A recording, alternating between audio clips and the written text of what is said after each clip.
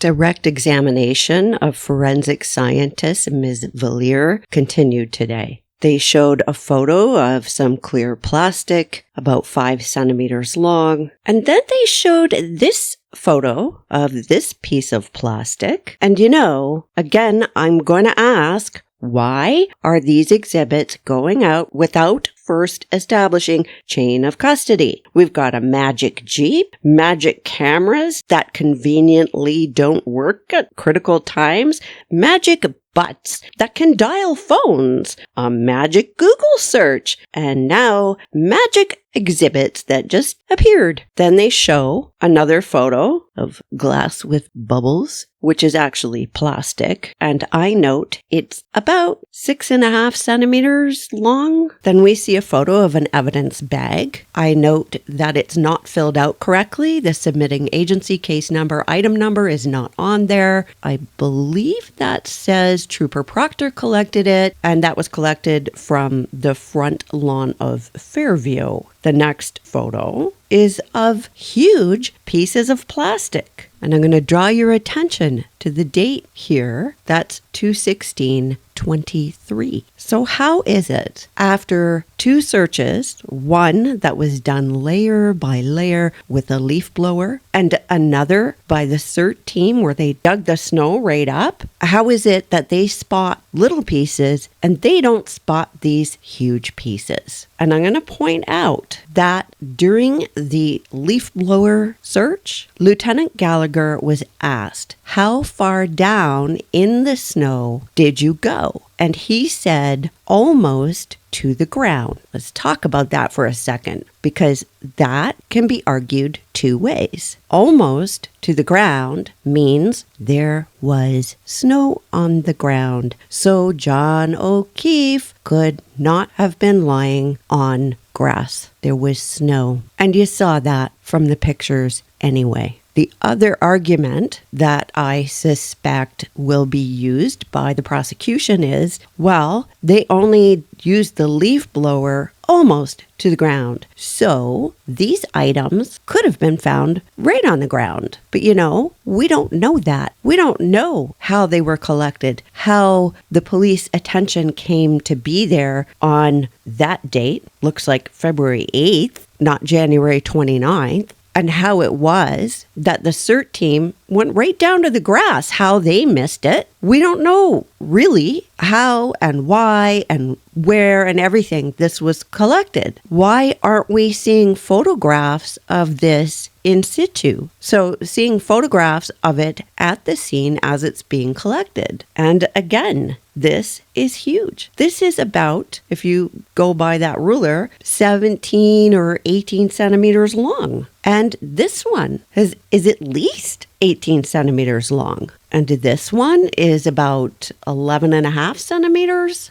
It's pretty weird that all these searches missed all of this. Lally asked the witness about the process of reassembly. She said each piece is labeled. She looks at it. She puts it under a stereo microscope. They go on and on describing this. And I had a question. Were all of these pieces swabbed first before they're sent here? Because I haven't heard about that. Not that it would matter, because it's all tainted 6 ways to Sunday before it even gets to the lab. And there was open blood in open Solo cups in a Stop and Shop bag in the garage right next to the vehicle belonging to the accused. So, I suppose there would be no point in swabbing it. I just wondered. It just seems to me that there's a lot of information that is not forthcoming, and I do not blame the lab in any way. This was all messed up way before the lab even heard of it. Lally took her through each evidence envelope, each piece, what fit together, what didn't fit together. And you can see by the pictures on the screen that it's coming together. And we all know what we're expecting. We're expecting to see a full taillight that belongs to the housing coming together. Of course, that's what's going to happen. Oh, and look here. There's a clear piece of of plastic with bubbles. So they go through the clear plastic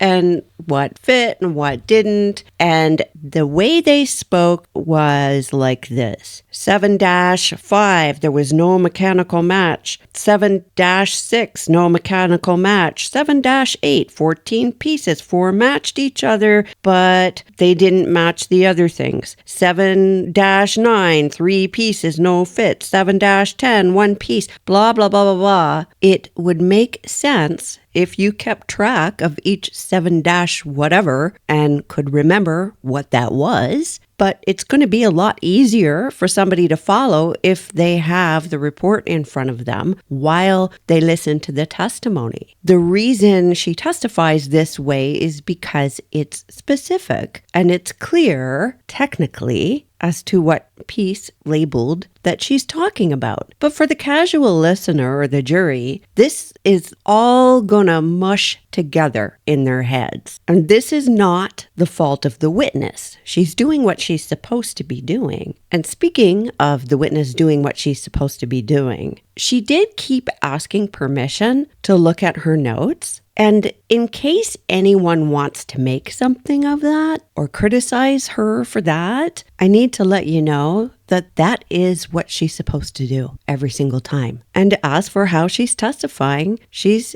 doing it the way she is supposed to. And her testimony is fine. And that's part of a concern here. The focus here is on the reassembly of this taillight, and they're going to fit it into the housing. And the questions about where they came from, how they got collected, the photographs of that evidence, where and how it was found, the photographs of it being collected, including measurements, diagrams, all of that. Well, nobody's asking about all of that. The jury hasn't seen it yet, and I'm starting to think they're not going to see it at all because it wasn't done. And so they're focusing on this beautiful piece of puzzle work and this witness who's doing very well on the stand. And the people of the state should want somebody like that. She's very professional. So it all sounds great, and nobody is going to pay attention to what is not there. And that's a concern. So here's this housing, and I don't know what it is. Something's bothering me about this particular photograph, and my brain hasn't told me yet what that is that's bothering me. And note, the dates that all of this is being done is in 2023. This is a year after the incident. Yes, labs get backlogged. Yes, all of this takes time. But you know, this is a year after this accused was charged. Did they expect the accused to just plead guilty and therefore they wouldn't have to bother? I don't know. And here's the housing and the assembled piece side by side, and the assembled taillight placed back onto the housing. I want to go back there. Look at how much is broken off here. Look at this whole, that would be the side, this whole back end here. That's huge. And ultimately, the conclusion was that the pieces were part of a larger unit. On cross-examination, the witness was asked about how each item is given a crime lab case number. And so he asked about item 7-18.18, which is the debris from the orange shirt and the gray shirt together. The t-shirts and the debris from the t-shirts were given separate numbers. And this scientist only got the debris, not the shirts. The dirt and debris was not tested. Then it comes out there were several hairs within that debris, and they were not tested. Could they have been canine hairs? Could they have been hairs from perhaps a perpetrator? Remember the tiny pieces that the other one didn't notice? And she was asked, when you examined those pieces, they were not embedded in either shirt. And well, no, of course not, because she never got the shirt. She just got the container with the debris in it. She never even saw the shirts, and she never saw these pieces of plastic on the shirts. And you know what? The last scientist never saw any pieces of plastic on the shirts either. And when she did the scrapings, she didn't notice any pieces of plastic coming off. And she agreed that before the evidence came into the lab, she doesn't know who had access or if the shirts were kept separate from plastic. She wasn't sure who delivered the shirts. She was asked who delivered the pieces of plastic from that debris. And she couldn't answer that. And I understand why she couldn't answer that, because it wasn't a trooper who delivered that. She got that from somebody else in the lab. So it's understandable that that question wouldn't make sense to her. She knew the date of the incident was January 2022. And then she looked at her notes and said, oh, the trooper who delivered the shirts was Proctor. He delivered them to the lab on March 14th, which is 6 weeks after the incident. Reed was already charged. And why would you have evidence like this and not submit it immediately? Why?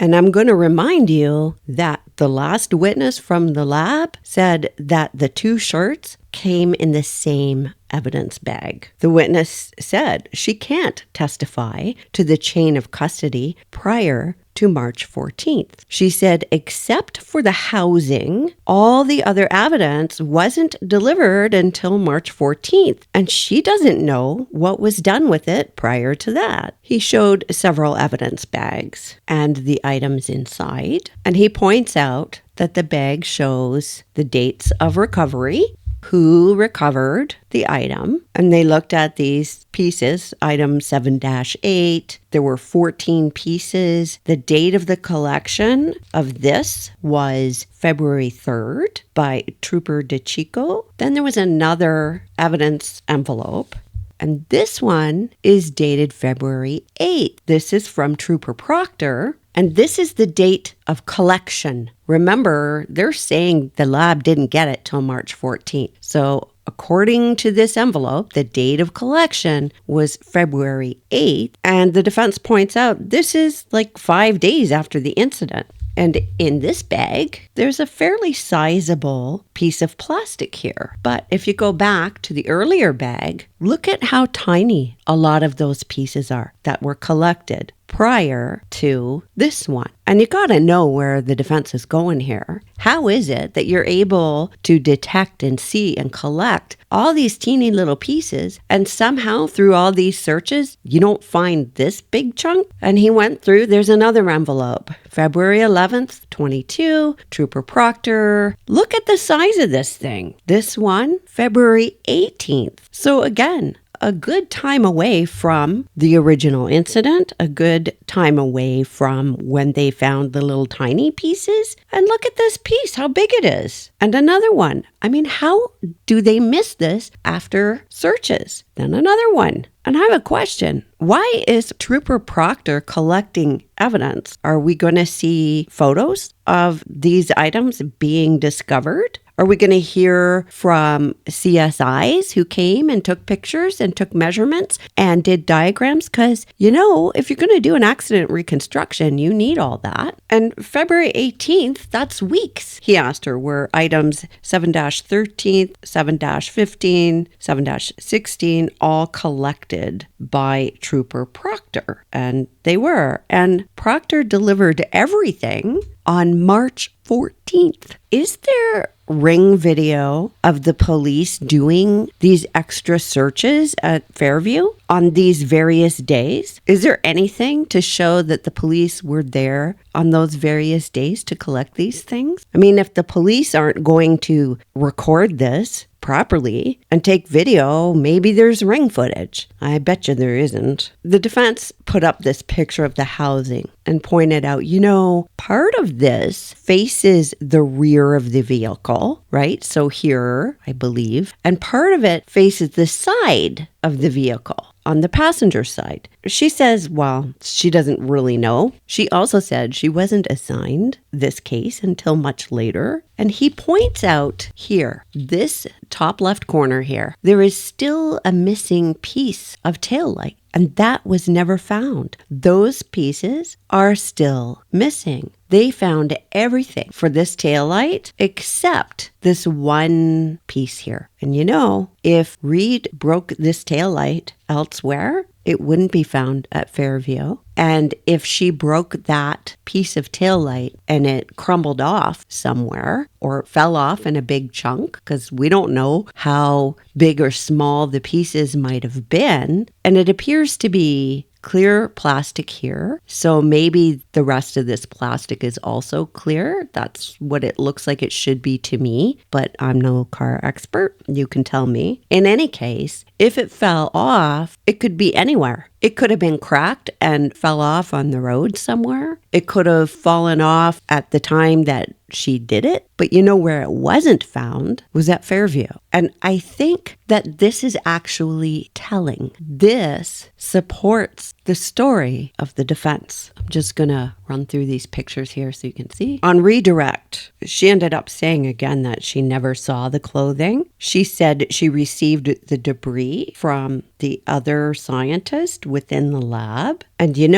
if the prosecution can prove that the evidence was all handled properly and there was a clear chain of custody for the whole thing, that there are no anomalies in where it was or who had it or what was done with it. If the prosecution could lay that out, and I have questions as to whether or not they can, because they haven't. They could have and should have laid that out right from the get-go, and they have not. If they could, then red plastic particles with the clothing would be a big problem for the defense. Except this whole thing has been tainted 6 ways to Sunday, and nobody really knows what was happening with the evidence. I'll also note that the witness said that the smaller pieces of plastic were never tested and they never tried to fit it into anything. And she also said on redirect that the plastic was mixed in with other debris. I still want to know why they wouldn't test the hair. The next witness was Christine Henley. She's a forensic scientist, has been for 16 years. Lally goes through with her how they handle evidence. And of course, again, no mention of chain of custody prior to it getting to the lab. When the lab is given tainted evidence in the first place, no amount of care from these people is going to fix that. So the chain of custody within the lab setting is great. It sounds great. And that's a misdirect. And the misdirection bothers me because this is the prosecution. This is not the defense playing games. This is the prosecutor. And I'm going to hang on to this belief, I think, until I die, that a prosecutor is supposed to work for the people. It's not about conviction at all costs, or at least it shouldn't be. Lally got her to talk about the process of examining glass, how it's documented through photos and notes. Yeah, like the scenes were not documented. It goes under a microscope. They use alternative light source. They use a machine called a GRIM. It's like a refraction index measurement. They talk about an infrared spectrometer, on and on. This scientific, professional testimony sounds great to a jury, I think. And they went through items 3-2, 3-3, 7-12, 7-14. And 3-2 is a clear apparent drinking glass. 3-3, clear apparent glass from the bumper. 7-12, apparent clear glass from the ground. 7-14, a single piece of clear glass from the road. 3-2, a drinking glass had irregular edges, and they go on and on and on about all these pieces of glass. And I'll just mention one thing here in case people are interested or in case it becomes important. The glass found on the bumper, there were 5 pieces. The largest was 7/8 of an inch by 5/16 of an inch. And the smallest was less than 3/16 of an inch by 1/8 of an inch. So they were pretty small. And they go through this, how they labeled it, A to E, what instruments they used. And I'm not going to do it to you. If you want the detailed blow-by-blow explanation in this language, 7-14, etc., well, go look at the actual testimony. And if you've seen it already, I'm not going to kill you twice in one day. She compared the between items. She sampled pieces. He had her explain the difference between a class characteristic and an individual characteristic. And I'm not sure why he did that, but she said basically an individual characteristic is more specific. And they talked about the drinking glass, and there was a physical match with another piece, but not all the pieces. And they just keep going through this about where there were and were not matches, but they're talking in these numbers. And the jury's not sitting there with a copy of her report in front of her, as far as I know. Piece E was consistent with the clear glass from 7-14, which was found on the road. And you're going to hear that there were two sort of batches, I'll call them, of glass found on the ground at Fairview. I'm talking about clear glass now. And there are two separate submissions. So when you listen to the evidence as she's testifying, it can get confusing as to which batch they're talking about, and it's going to matter. She did say that this one piece E could have originated from the drinking glass or another source that is consistent. So like a similar glass, it would have similar characteristics. The piece on the bumper, the big piece of glass on the bumper was consistent with the single piece of glass that was found on the ground. And Lally said, so that was consistent with the piece found on the ground. That's how that came out. He didn't say consistent and or could be from another source, which is what she'd actually said. He talked about the debris from the shirts, and he focused on where she got this. Again, this was from within the lab. He asked who delivered the housing to the lab. And I don't know if he was expecting a different answer, but according to her notes, somebody named Trooper Moore had the housing delivered to the lab. And this surprised me a little bit because the last witness from the lab made it sound like she took it with her. She described the instruments they used and the debris that she noted, the clear and red plastic. One was 1/8 of an inch by 1/16 of an inch, and the other ones were really tiny, like less than 1/16 by 1/16 of an inch. She said she examined the plastic in the debris and it's consistent with the taillight. Well, this is actually expected. And if the evidence was handled properly before it got to the lab, well, this would be really bad. She said the clear piece could have originated from the taillight or another source. So she can't say for certain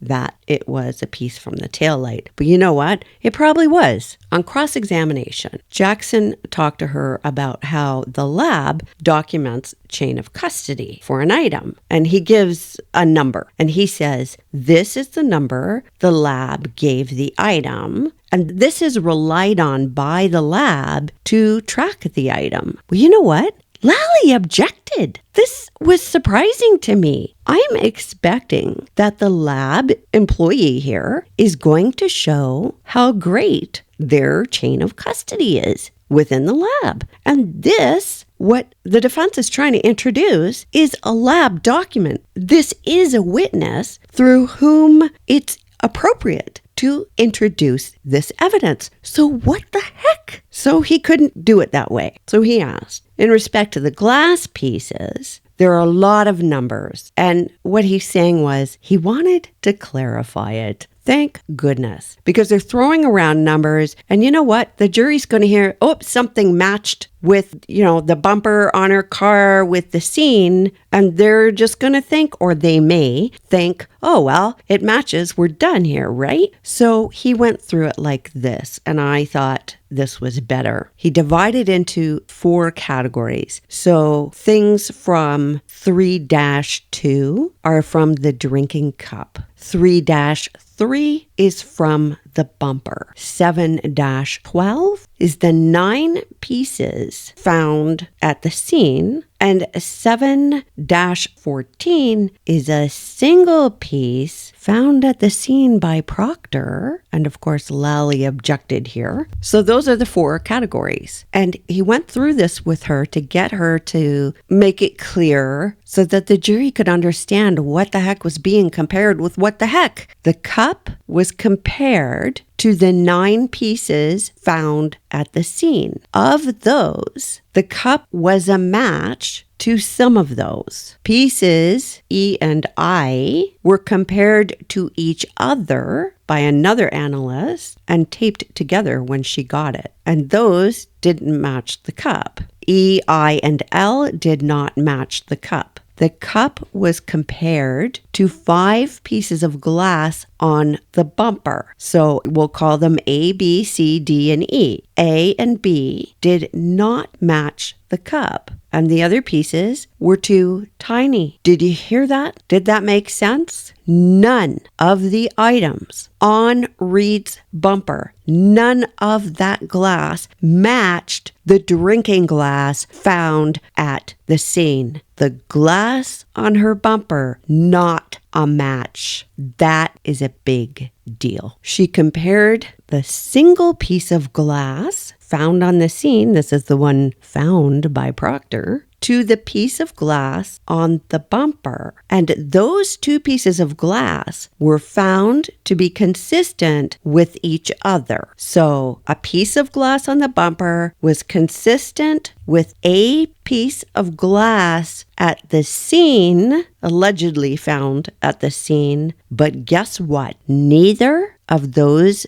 pieces of glass matched the drinking glass. So where the heck did those 2 pieces of glass come from then? They don't match with anything but each other. That single piece of glass, 7-14, was compared with the 9 pieces of glass in 7-12, and there was no physical match. The cup was not found to match anything on the bumper. That single piece of glass was not a match for the cup or the 9 pieces found at the scene. The only match from the bumper was to that single piece of glass later found by Proctor. On redirect, Lally did not address this at all. He focused on the plastic and what matched with the plastic. Well, Lally is redirecting focus and muddying the waters here. Now, why